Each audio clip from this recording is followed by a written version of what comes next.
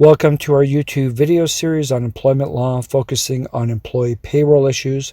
My name's Christopher Neufeld of Neufeld Legal, and in this particular video, we will be looking at 8 problems with vacation pay. Problem number 1. Employers seeking that your receipt of vacation time or paid time off is sufficient. Now this goes to the heart of a major issue with respect to vacation pay and payroll.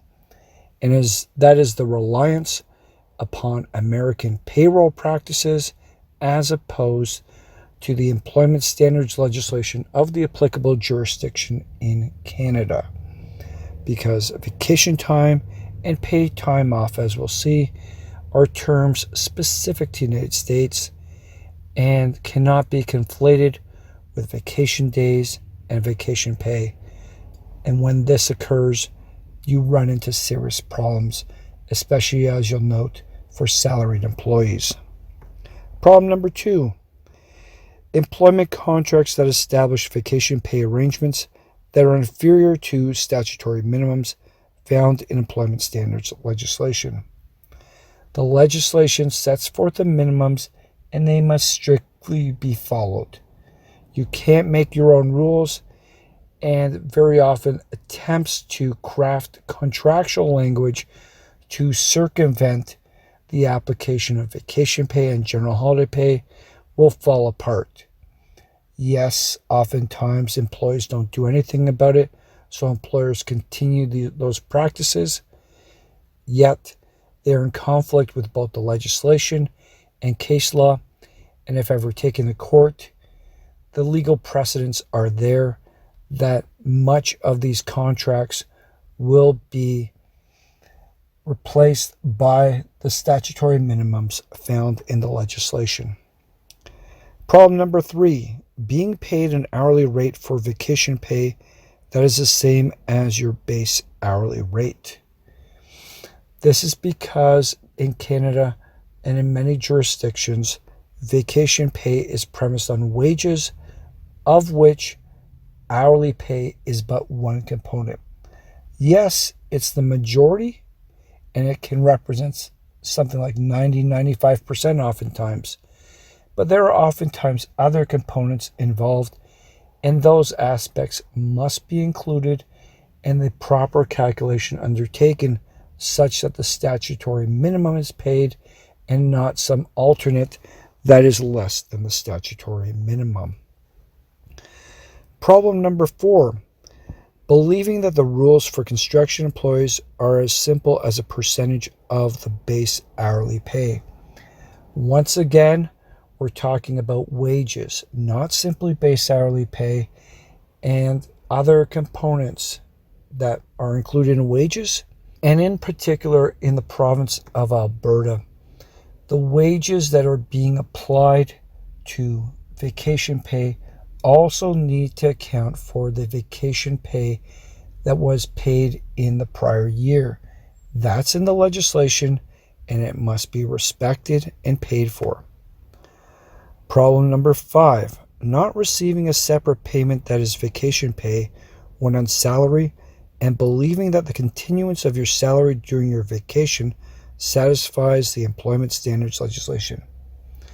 This is a practice that is permissible in the United States of America.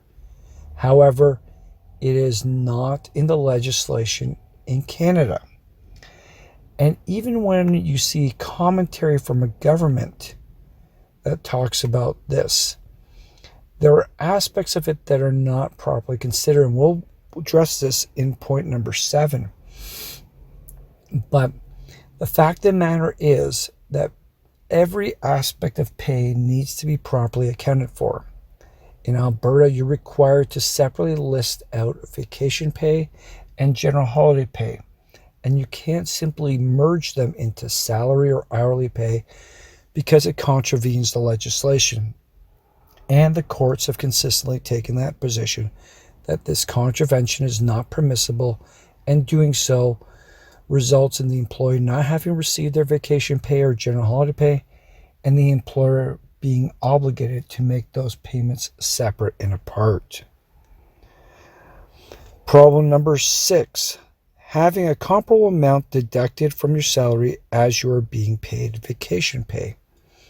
This is a tricky attempt to try to get around the reporting of vacation pay and often general holiday pay, but not paying more by way of salary, such at the end of the year, the salary has been reduced by the amount of vacation pay and general holiday pay, which is not permissible in most Canadian jurisdictions, as this represents a violation of statute and an impermissible practice. Unfortunately, far too many employees do not pick this up, and they feel satisfied, or they feel afraid of their employers such that they don't address this, because their employer and all their payroll specialists and lawyers and accountants must know better. Problem number 7, employers thinking that vacation pay is calculated against a 2,080-hour work year. Now, this is a number that is permissible in the United States because almost no state in the USA has specific vacation and holiday requirements, as is done in Canada. As such, you can have 52 40-hour weeks in the United States, which makes up 2,080 hours. By comparison, if you have 2 weeks of vacation days and 2 weeks of general holidays, cumulatively, also known as statutory holidays, you're already reducing the number of permissible work hours to 1,920 work hours for the year.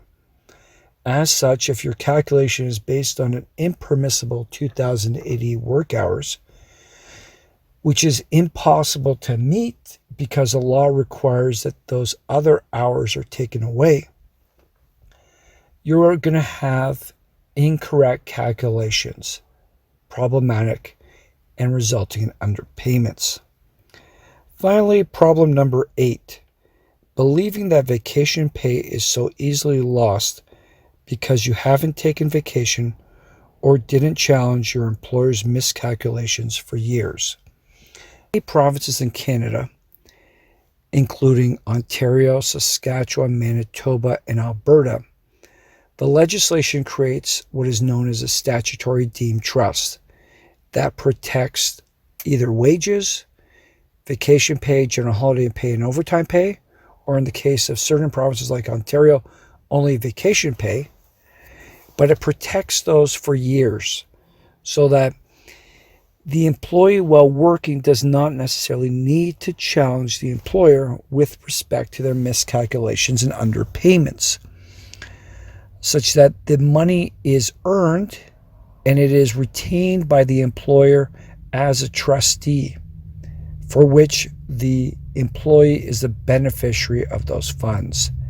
And because of that, they are statutorily entitled to pursue that money many years later, because the legislation was designed to protect the employee and protect that earned money.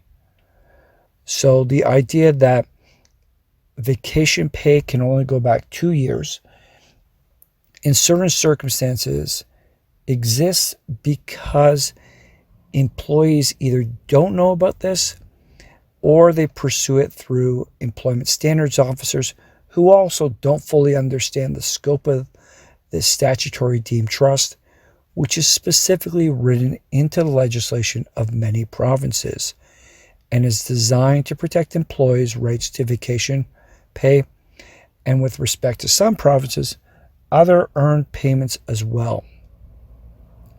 So what you see is you've got the basis for a lot of problems with respect to vacation pay, that you really need to take the time to understand where your vacation pay stands, what you should properly be paid, and what steps you should take to make sure you're able to collect it.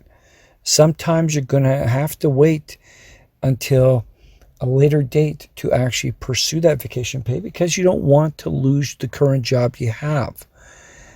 But taking those steps to insulate yourself legally because you're provided with a statutory minimum of vacation pay, and if it's not being provided to you, that you can collect it at a later date, is what you need to be doing, because the laws are there to protect the employees and to ensure that employers are paying the full amount of vacation pay and not some maladjusted amount that they think that they can get away with.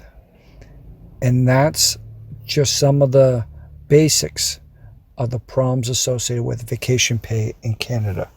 Thank you.